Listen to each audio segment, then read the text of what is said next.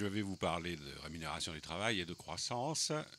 Puis je dirai un petit mot à la fin sur ce qu'on peut entendre par croissance, mais vous m'accorderez là pendant la demi-heure qu'on parlera de croissance en général et on détaillera éventuellement ce qu'on met dedans. Je voudrais d'abord faire un point de vocabulaire sur la rémunération du travail. Il y a une expression très fâcheusement répandue qui est le coût du travail. C'est totalement absurde, alors on l'entend tous les jours, hein. C'est totalement absurde puisque la rémunération du travailleur, c'est pas une dépense, c'est au contraire la seule source de création de richesse, c'est le travail qui crée par définition ce qu'on appelle la valeur ajoutée. Donc évitons autant que possible de parler de coût du travail. D'autant plus que c'est une appellation qui est insultante, puisqu'elle revient à considérer des êtres humains soit comme des matières premières, soit comme des machines. Et c'est d'autant plus insupportable quand on rajoute à ça une expression encore pire, qui est le marché du travail. Alors le marché du travail, je trouve que c'est une expression franchement esclavagiste, qui ne devrait plus avoir cours depuis longtemps. Bon, pour ma part, bien qu'en fait, au sens de la théorie économique, c'est la rémunération du travailleur qui est en cause, en contrepartie de sa capacité de travail, et afin de la renouveler. Mais par abus de langage, je parlerai quand même de rémunération du travail dans les instants qui suivent. Alors, je vais vous faire un premier constat entre cette rémunération du travail et la croissance économique, c'est que on a pu constater que dès que la rémunération du travail est affaiblie, en dernier ressort, c'est la cause de toutes les crises économiques. On entendra par crise soit une récession, soit une stagnation, mais on s'aperçoit que c'est bien l'affaiblissement de la rémunération du travail qui en est la cause. C'est assez facile à expliquer, à condition de ne pas être évidemment dans le cercle des économistes, où là ils ne comprennent pas pourquoi.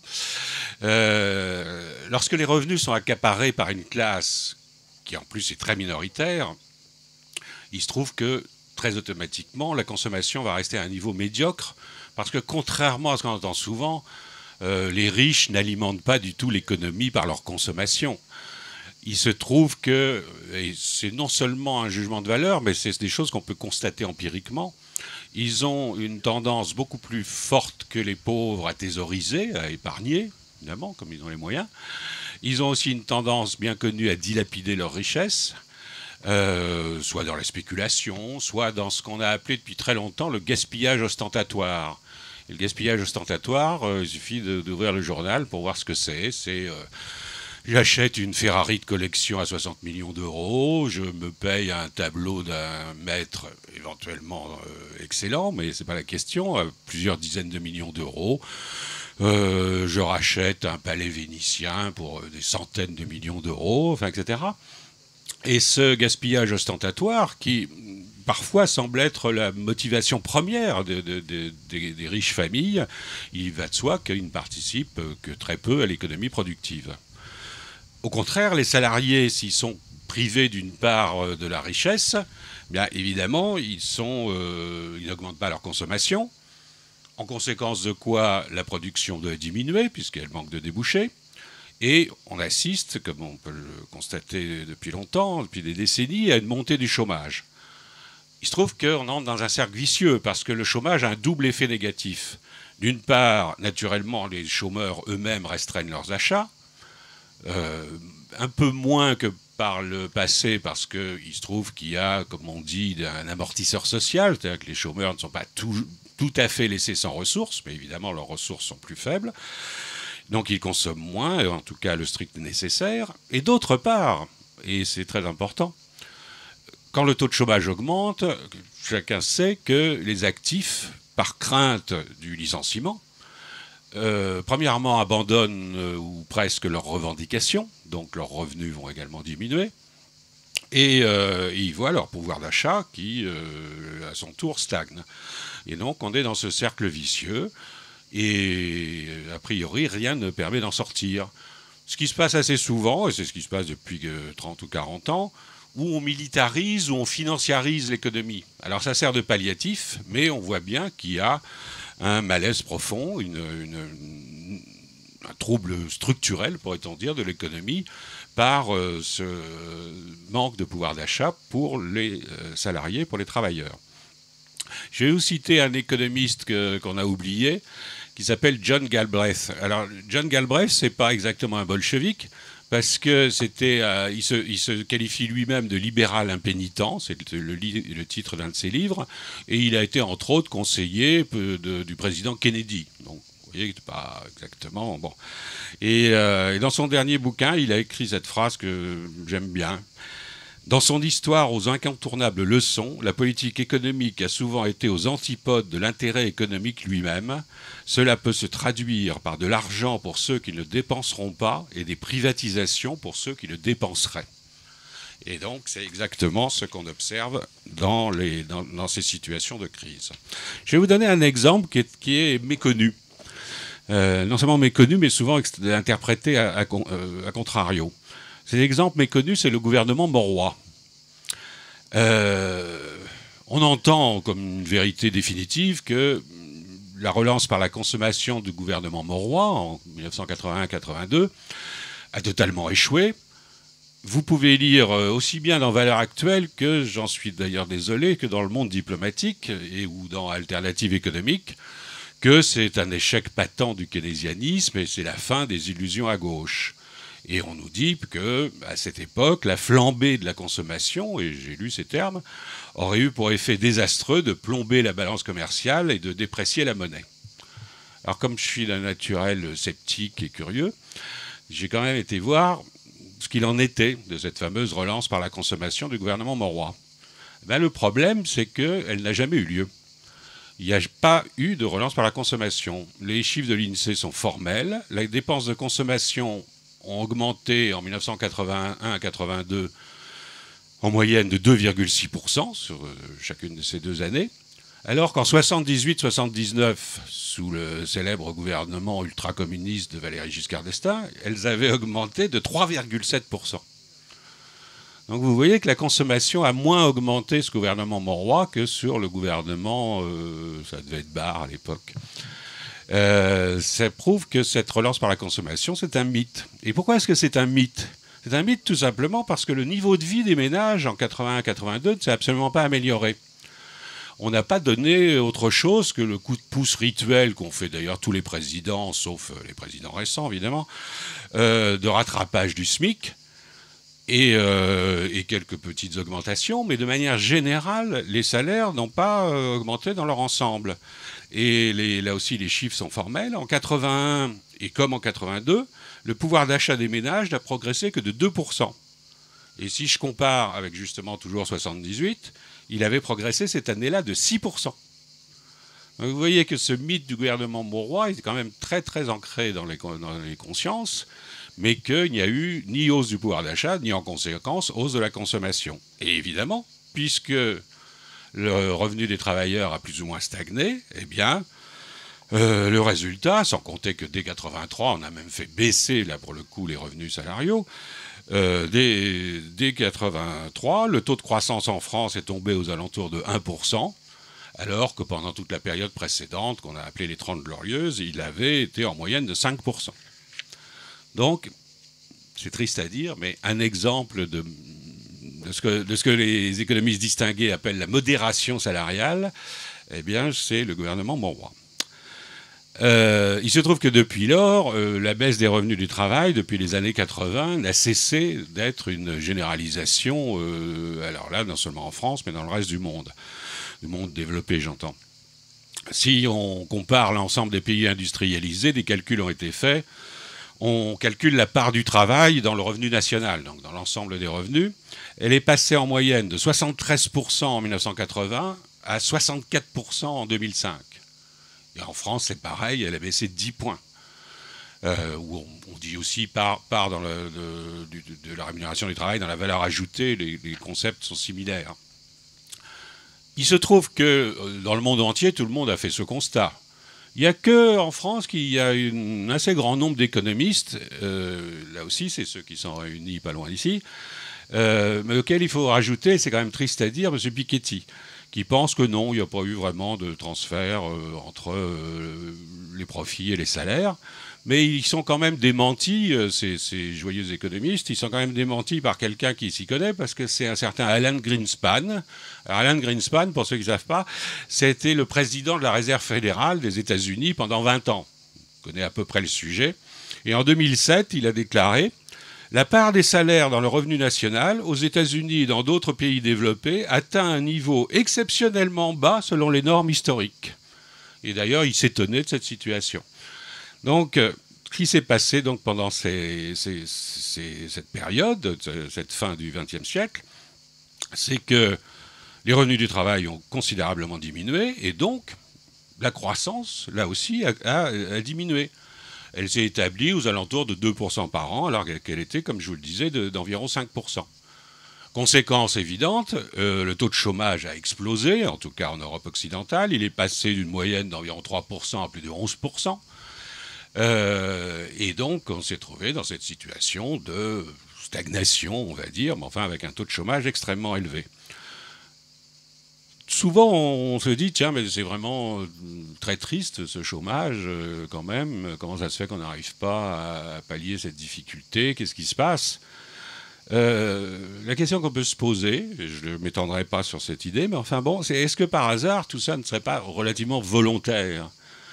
C'est-à-dire, est-ce que ce chômage n'arrangerait pas finalement un certain nombre de familles dirigeantes ou nantis? Alors, je vais juste vous citer quelqu'un d'autre, le professeur Alan Budd. Alors, Alan Budd, c'est un monétariste, enfin, c'est un économiste très orthodoxe, qui a été conseiller de Margaret Thatcher. Et il a fait une jolie déclaration en 1991.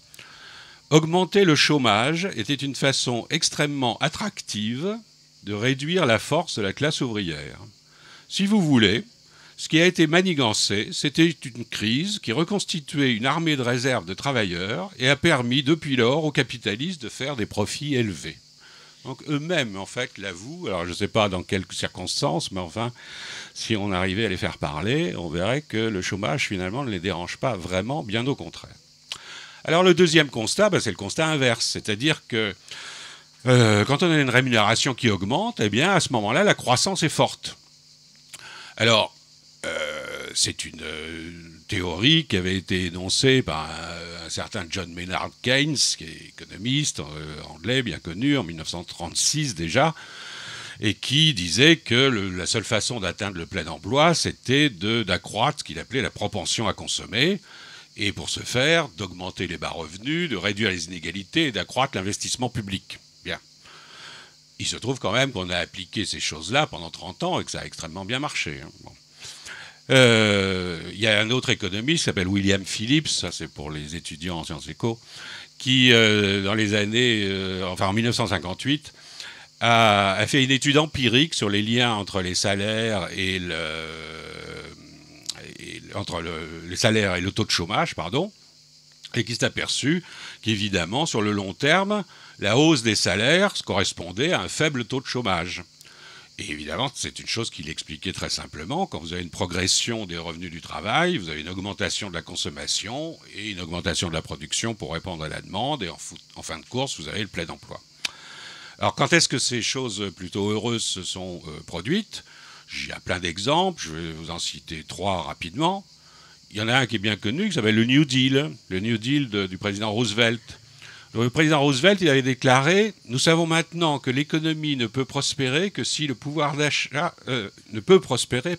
si le pouvoir d'achat n'est pas bien réparti à travers toutes les catégories de la nation. » Comme quoi, finalement, Roosevelt, qui était un grand bourgeois, tenait un discours qui, aujourd'hui, on pourrait peut-être le faire adhérer aux insoumis, ça serait pas mal. En tout cas, sa politique de relance du New Deal a passé par des mesures sociales, des dépenses publiques et l'augmentation des revenus des ménages les plus pauvres. La part de la rémunération du travail, dont je parlais précédemment, elle est passée de 62% à 67% entre 1930 et 1935. Les inégalités ont été fortement réduites. Les revenus encaissés par les 1% les plus riches sont tombés de 19% à 11%. Donc ça a été quand même le New Deal, il a peut-être été critiqué par les marxistes, mais il n'empêche que c'était quelque chose qui, sur le plan de la réduction des inégalités, était tout de même assez étonnant. Et en tout cas, le résultat s'est pas fait attendre. En 4 ans, le chômage a été divisé par 2 et le produit intérieur brut a retrouvé exactement son niveau d'avant la fameuse crise de 1929. Une toute petite parenthèse, il vous arrivera de lire de la part de journalistes ou d'économistes malveillants que le New Deal a échoué et que la reprise aux États-Unis date des investissements de guerre. C'est ce qui s'appelle un mensonge éhonté. En 1937, les investissements militaires aux États-Unis, c'est moins de 1% du PIB. Pendant ce temps-là, l'Allemagne nazie, elle est à 20%.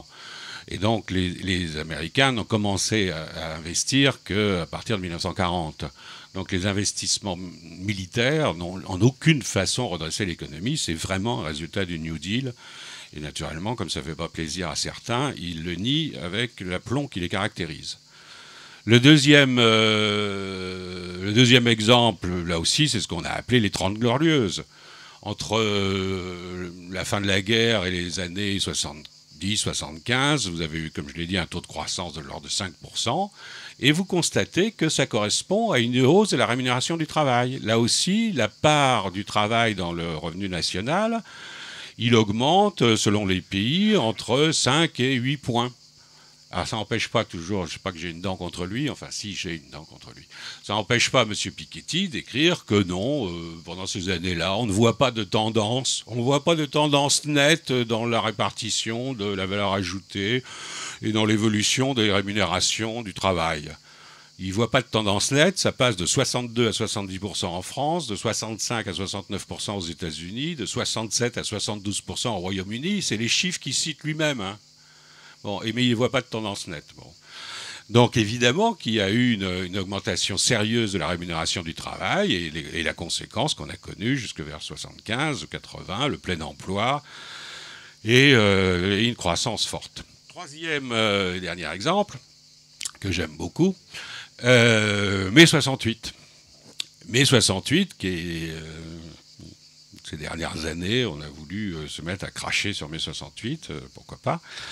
Ça va être le 50e anniversaire l'année prochaine, c'est dingue. Ça nous rajeunit pas. Hein. Bon.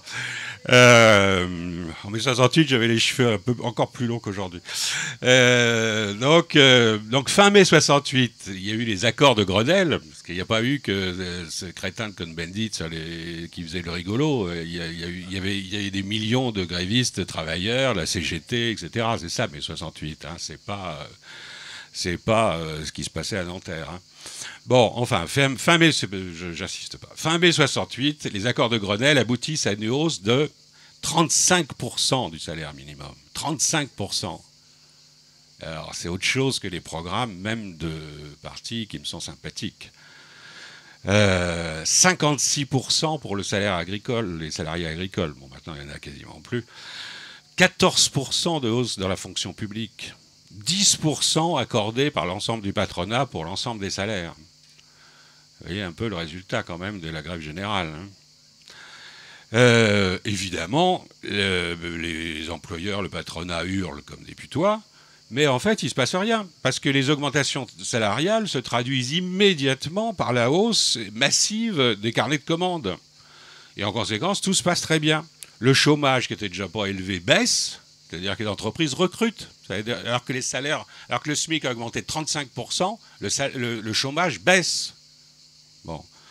Il baisse pourquoi? Parce que quelle est la bonne gestion d'un patron normalement constitué? C'est si mon carnet de commandes est plein, je me contrefous des impôts, des salaires, etc. Tu vois, très bien, j'embauche. Bon. Et c'est ce qui s'est passé à cette époque-là. Parce qu'il se trouve qu'à ce moment-là, la consommation des ménages, en 69, elle a bondi de 6,5%. C'est pas la même chose que sous Monroy. Hein.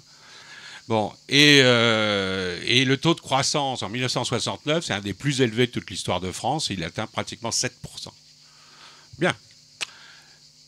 Je vais faire une petite parenthèse, parce que on me dit, voilà, vos deux constats, c'est très bien, mais vous vous rendez compte, si vous augmentez le coût du travail, c'est une catastrophe pour la compétitivité. Bien. Alors ça fait quand même partie des bobards les plus extraordinaires de ce qu'on appelle la science économique, avec 3 guillemets, avant et aussi après. Je vais vous donner les coûts horaires du travail tels qu'ils sont publiés par les instances européennes, comme ils disent, donc ils appellent ça coût horaire du travail, je reprends leur vocabulaire. J'ai arrondi un peu, bon, mais c'est les chiffres de 2015 qui sont récents. En Allemagne, 39 € de l'heure. En France, 38 € de l'heure. Tiens, parenthèse bizarre, quand même, en Allemagne, on est encore un peu plus payé qu'en France, malgré tout. En Italie, 28 € de l'heure. En Espagne, 23 € de l'heure. Bon, si c'est logique, qui est-ce qui devrait exporter? C'est les Espagnols. Évidemment que c'est le contraire. Les Espagnols, les exportations par tête, elles sont d'à peu près 5 000 €. Les Italiens, leurs exportations sont de 6 600 € par tête. Les Français, de 6 900 €. Et naturellement, les Allemands, qui ont les meilleurs salaires, sont exportations de 14 000 € par tête. Pour d'autres raisons qu'on pourra discuter. Enfin, vous voyez qu'il y a effectivement un lien entre les rémunérations et les exportations. C'est que plus les gens sont payés, plus les exportations sont fortes.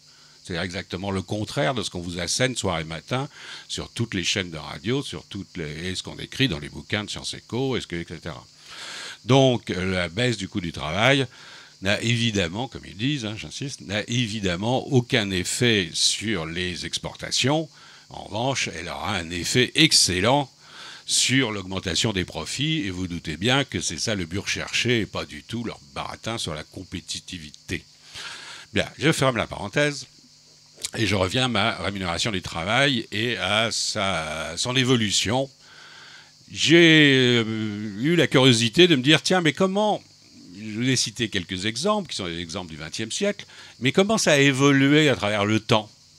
Bon, parce qu'au XXe siècle, on voit que ça monte, ça diminue, ça dépend des situations, ça dépend des années, etc. Bon. Alors, si on se fait un travail de rétrospective économique, qui est un travail qui est rarement fait, et c'est bien dommage parce que c'est assez intéressant de regarder l'économie, alors pas sur le long terme, sur l'extrêmement long terme. Donc je vais démarrer à 2000 ans. N'hésinons pas. Et je vais faire 2 observations. Une première, on pourra en faire plein d'autres, mais je vous dispense quand même, il fait chaud, donc 2 observations suffiront. La première, qui est extrêmement intéressante, c'est à très long terme, on observe une diminution du temps de travail.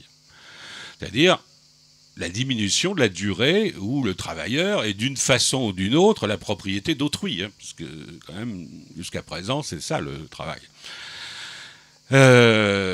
Pendant l'esclavage, comme chacun sait, le travailleur, il est lui-même la propriété d'autrui, et donc tout au long de son existence, et donc il y a une absence totale de limitation du temps de travail, en théorie et malheureusement en pratique, jusqu'à épuisement des forces, pour une raison simple, c'est que l'esclavage fonctionne par renouvellement je pourrais presque dire la matière première, par les prisonniers de guerre. Et de ce fait, on se moque pas mal que le temps de travail soit immensément long, puisque si les gens meurent au travail, on les remplace par des prisonniers de guerre. Ça a été refait aussi au XXe siècle dans d'autres conditions que vous connaissez, n'est-ce pas? Et donc c'est comme ça que fonctionne l'esclavage. Et puis du jour où il n'y a plus de prisonniers de guerre, l'esclavage s'arrête, et c'est pour ça que l'Empire romain s'arrête aussi. C'est un autre sujet que nous n'aborderons pas aujourd'hui. Le servage. Passons au Moyen-Âge. Le servage, c'est un système dans lequel le temps de travail pourrait être illimité, mais comme on ne peut pas renouveler les serfs, parce qu'il n'y a plus de prisonniers de guerre qui peuvent devenir des serfs, le propriétaire a quand même intérêt à ce que les limites soient raisonnables. Alors raisonnable, ça fait quand même des durées extrêmement longues et sur lesquelles, évidemment, le serf n'a pas de maîtrise. Ce qui est intéressant, c'est l'apparition du salariat. Le salariat marque tout de même un progrès. Il marque un progrès parce que la durée du travail, elle est fixée. Elle est fixée par contrat, elle est fixée d'une façon ou d'une autre. Certes, c'est le patron qui décide, mais le travailleur a la possibilité de s'opposer, de dire non, ça ne me convient pas, que si les normes sont excessives, il peut le dire, il peut lutter. On commence effectivement à ce moment-là, avec la pression syndicale, politique, à pouvoir discuter de la durée du temps de travail. Si on voit depuis le 19e siècle, la durée du temps de travail en France a été divisée par 2. Et évidemment, il n'y a eu aucun dommage pour la production. Ce qu'on ignore sans doute, c'est qu'en l'an 2000, un travailleur français, c'est vrai dans d'autres pays, hein, enfin, parce qu'on est en France, en l'an 2000, un travailleur français produit autant que 10 travailleurs un siècle auparavant, alors qu'il travaille en moyenne deux fois moins longtemps. Donc vous voyez bien que la hausse de la productivité, qui est liée à la recherche, aux découvertes scientifiques, aux découvertes techniques, est telle que un travailleur français d'aujourd'hui, il produit 20 fois plus qu'un travailleur d'il y a un siècle. Et en conséquence de quoi, la diminution du temps de travail n'a en aucune façon empêché une progression énorme de la production. Le deuxième constat, c'est qu'il y a une tendance, là aussi millénaire, à la hausse de la rémunération du travail. Quand on essaye de calculer quelle est la part de la rémunération du travail dans ce qu'on appelle la valeur ajoutée, c'est-à-dire dans le produit du travail, on va s'apercevoir qu'elle n'a cessé d'augmenter. Je passe sur les méthodes de calcul, mais les historiens de l'Antiquité ont vu que, comme les esclaves qui n'avaient pas de rémunération proprement parlée, mais on leur assurait plus ou moins mal, le gîte et le couvert, et les historiens ont calculé que ça représentait à peu près le 10e de ce qu'ils produisaient. Donc ils récupéraient finalement le 10e de la valeur ajoutée. Les serfs, on a fait aussi des calculs, c'était un mode de production assez complexe, ils travaillaient à moitié directement pour le seigneur, et puis l'autre moitié, parce qu'ils étaient corvéables, comme on dit, et sur l'autre moitié, le seigneur prenait une part en nature, selon un système comme le métayage, qui était le tiers de la production. Donc au total, on s'aperçoit que les travailleurs, les serfs, récupéraient à peu près le tiers de la valeur ajoutée. Les ouvriers salariés, à partir du XVe siècle, dans le système de l'artisanat, en fait, les artisans et le patron se partageaient le produit moitié-moitié. C'était une tradition. Vous voyez qu'on est en train de monter. Quand on arrive dans le système franchement capitaliste, petit à petit, cette part va augmenter, et à la fin du XIXe siècle, elle sera à peu près les 2/3 de la valeur ajoutée. Donc la rémunération du travail représentera les 2/3 du produit du travail. Alors à tel point que pas mal d'économistes, et ma tête de turc d'aujourd'hui, c'est-à-dire Piketty, d'habitude je n'ai rien contre lui, hein, c'était pour illustrer mon propos. La plupart des économistes se disent, tiens, ce ratio des 2/3, comme il a été atteint vers 1900, ça doit être une variable, une donnée intrinsèque du capitalisme. Et c'est un truc qui ne doit pas bouger. Alors en fait, évidemment, dire que ça ne doit pas bouger, c'est dire qu'on ne veut surtout pas que ça continue à augmenter, vous pensez bien.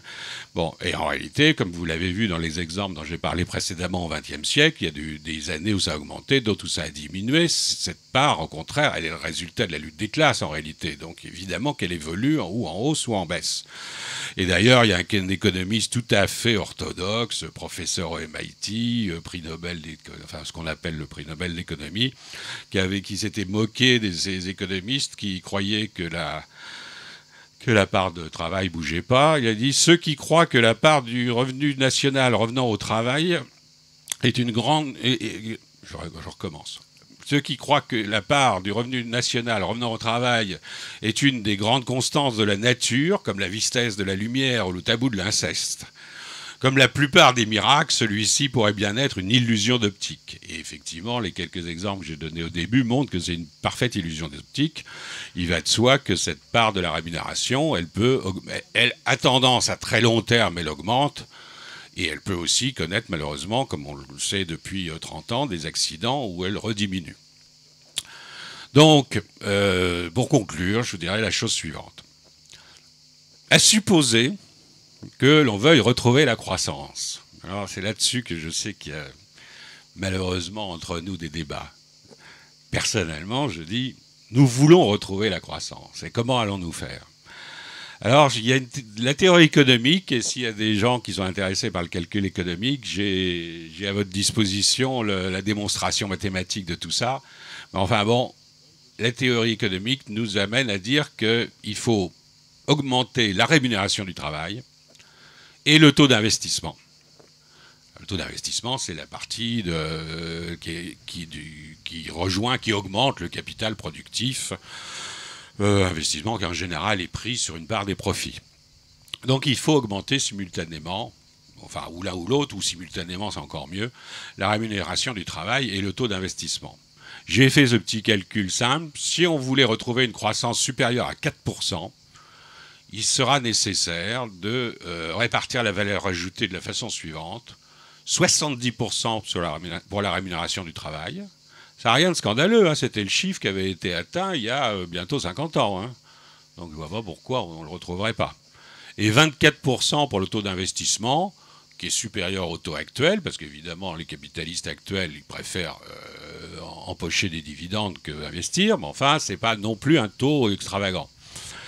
Donc voilà, moi je propose que dans les programmes futurs, on réfléchisse aussi en ces termes-là, et pas seulement de façon un peu floue et pas très claire, avec des choses du genre, on va augmenter le SMIC de temps, on va réunir une commission pour savoir si les fonctionnaires pourraient éventuellement voir leur rémunération revalorisée, qui sont les seuls éléments que j'ai trouvés dans le programme de la France Insoumise sur la rémunération du travail, ce qui m'a un peu affecté, je dois vous dire. Donc, je pense que c'est au contraire un problème central, absolument nécessaire, et que donc un objectif de récupérer 70% de la valeur ajoutée pour la rémunération des travailleurs devrait être inscrit en lettres d'or sur tout début de programme de tout mouvement qui se réclame de la gauche. Alors évidemment, cette proposition, elle a un petit défaut, parce que, vous allez me dire, qu'est-ce qui reste? Le profit distribué. Profit distribué, c'est-à-dire les dividendes, les intérêts, les émoluments divers et variés que des dirigeants et des propriétaires. Donc on peut remarquer qu'ils atteignent des millions, quand c'est pas plus. Enfin, tout ça, au total, ça ne pourra pas être supérieur à 6%. Alors évidemment, ces braves gens trouvent que c'est scandaleux que, seulement 6%. Alors sous le fameux Giscard d'Estaing, le bolchevique dont je parlais au début, il était de 3%, hein, ce chiffre. Mais alors eux, là, aujourd'hui, supposer qu'ils tombent en dessous de 6%, alors qu'aujourd'hui il atteint les 10%, ça leur rend la chose absolument invivable et insupportable. Et en conséquence de quoi ? Au lieu de dire qu'ils veulent continuer à avoir des dividendes astronomiques, ils ne le disent pas comme ça. Ils disent, c'est impossible de retrouver la croissance d'avant. Les temps ont changé. Bon, ça ne coûte rien, la phrase qui ne veut rien dire. Les temps ont changé, donc on ne retrouvera jamais la croissance. C'est absolument impossible. On ne peut pas. Voilà, on ne peut pas. Bon. C'est écrit quelque part qu'on ne peut pas. Mais non, c'est pas qu'on ne peut pas. C'est qu'on ne veut pas. Parce que si on retrouvait cette croissance, ça voudrait dire que les dividendes auraient diminué considérablement, auraient été à peu près divisés par 2. Et donc, évidemment, que le discours sur l'impossibilité de retrouver des forts taux de croissance, ce n'est pas un discours rationnel, c'est un discours de pure défense des profits distribués. Bon, alors, pour terminer... je veux quand même un peu vous rassurer, je ne fais pas de la croissance un totem. Je ne suis pas un fanatique qui s'agenouillerait tous les matins devant la croissance. Je suis bien d'accord que la croissance en soi ne fait pas le bonheur, comme l'argent. Bon. Mais je répondrai un peu à la manière de Coluche que ce qui est quand même sûr, c'est que la stagnation fait le malheur des pauvres. Alors après, on fera ce qu'on voudra. Et je pense que c'est quand même dommage que on s'associe par certains discours au discours de la classe dominante qui, elle, ne veut plus de croissance.